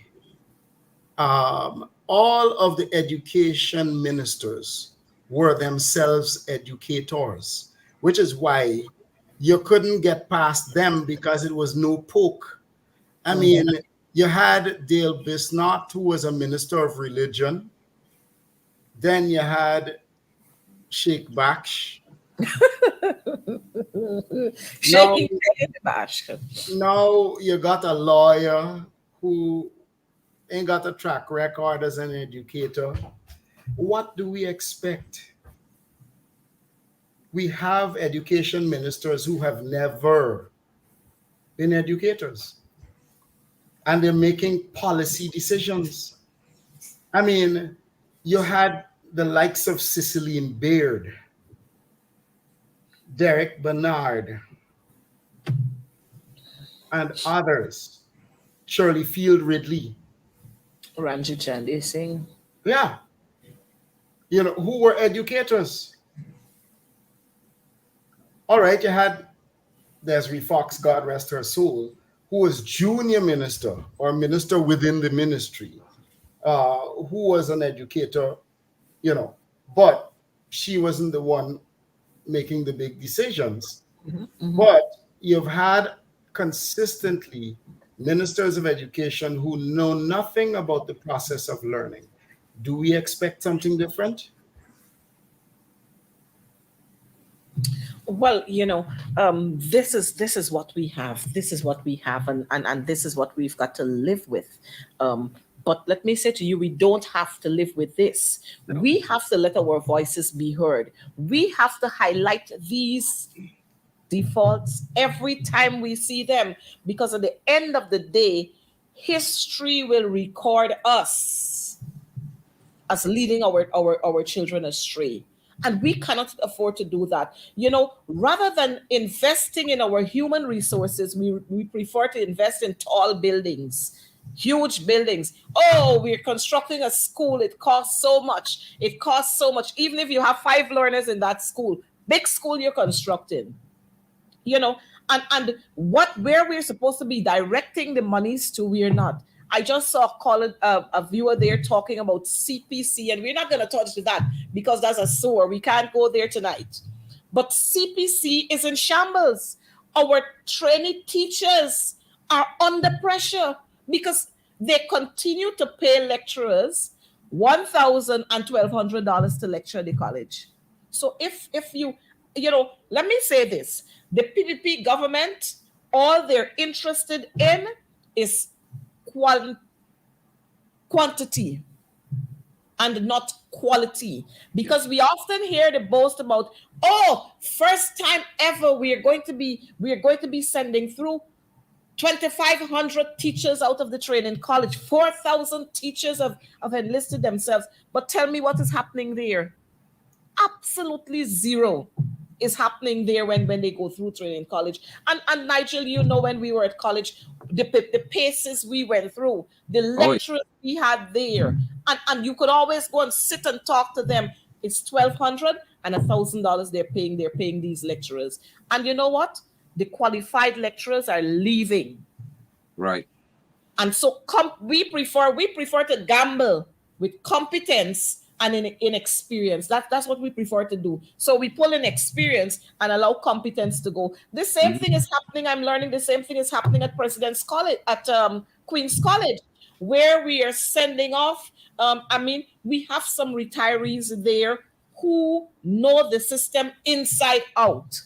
And rather than us using these retirees to nurture young teachers, and I agree, that we must make space for younger ones, but you can't make space for younger ones at the expense of the learners. Correct. So quite a lot of our retirees, I'm hearing they're being sent off from Queen's College, and you're hearing things like we have to balance the school.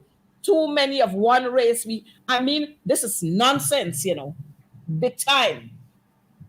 And I will not sit on these. And for persons who know me, and our viewers there, they know, whichever government is there, if it's wrong, it's wrong.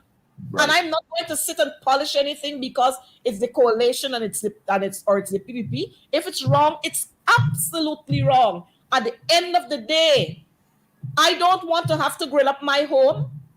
I don't want to have to walk with my back tucked up under my arm. I must be comfortable when I walk these streets. But when we fail these students and they leave school, like Paul said, without a skill or without any subjects, then what you expect them to do? We're creating a society in which we will not be able to live. Right. And let me say that concerning the Queen's College situation, I have been made to understand that the retired teachers are being sent off, and then teachers from Annandale are being brought and put at Queen's College to replace them. And I'm saying to myself, what nonsense is this?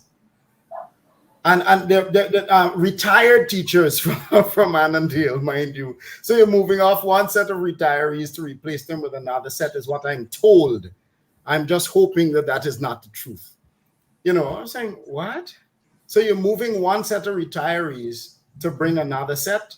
We're balancing it. Yeah, bringing ethnic balance. And let me say about the ethnic balance, you know, I find it laughable that the spitefulness of some has come to backfire on them, because you and I both know that in the past, a certain group decided that they will not accept public service jobs because they pay too little.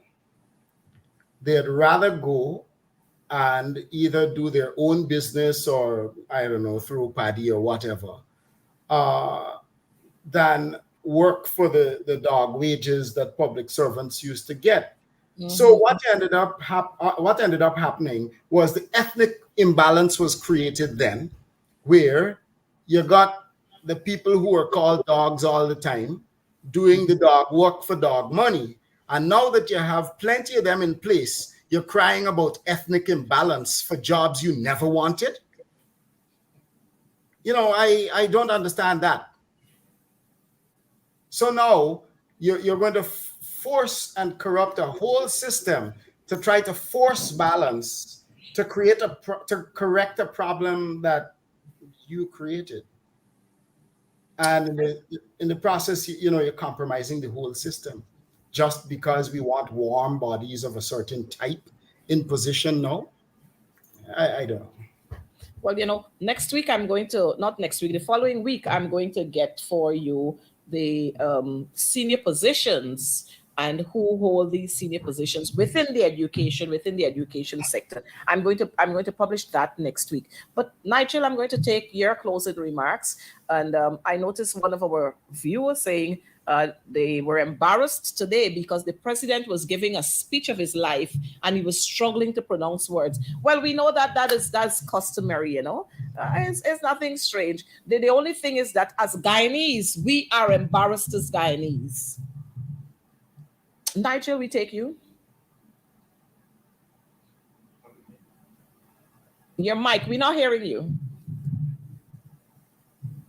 Yes, I must say thanks to you and to Mr. Court for sharing this moment with me, and to all of those who are viewing and those who engage us this evening. I hope that you understand clearly that my position here is not one that speaks to taking a side in any shape or form. It's about speaking to that which I always speak about, which is good governance. And in this case, education. Education doesn't just speak to us being in a classroom or being given instruction from a teacher. What are you drawing out of us as individuals? And what's being pulled out of us as individuals is reflecting how we conduct ourselves based on what you have put into us. And I would like to say that to every parent in this country, let us stand resolutely to defend the best interests of our children and their teachers. If we defend the teachers and just recognize that we are on their side and we're standing for them, then I would like to think that all who govern the education sector would understand that there are people who are united for the betterment of our children. And it's time for us to, across this nation, demand that what is best for our children and for our teachers must be given to us. Again, I say to you, Ms. Coretta, thank you and do well. To Mr. Court, do well. Thanks. Thanks, Nigel. Thank you very much for the invitation as well, Coretta. And Pastor, it was great to share this time with you. And I'm going to echo his sentiments. So ditto, that, you know, it's not even having a political axe to grind. And I did make this comment earlier, that who is in government doesn't matter to me as long as sensible things are happening. And just the same way as Coretta is saying, if the coalition was in government and nonsense is happening, I'll cost them too. Exactly. You know, and before we go, I want to say to us that teachers are having serious issues teachers are having. As a matter of fact, the teachers union would have submitted to the PPP government in 2020 their proposal for the multi-year proposal, which is customary. To date, it has not yet been looked at. And so teachers are still receiving $8,000 clothing allowance, which was an agreement that was signed that expired in 2018. They've not yet received a new package, but I'm hearing about this comprehensive package. And the same man who talking about the comprehensive package doesn't even know what is in the comprehensive package, because he's going out now to talk to consult with teachers. Now, if you have a package, why are you going out to consult again? So here again, the University of IFLOT, the flag flying very high. And outside of that, because of the amount of pressure that teachers are under, teachers have decided, look, we have been going for 3 years. As a matter of fact, let me say, that agreement, that proposal is supposed to end in December of 2023, and it has not yet been looked at. But we are recognizing that all kinds of things are flying in the air. $4,000 and $5,000 per student, per pupil, per learner. It's given. And you know, this is when we blast these monies all over the place, it's a way where we can pull for ourselves on the side.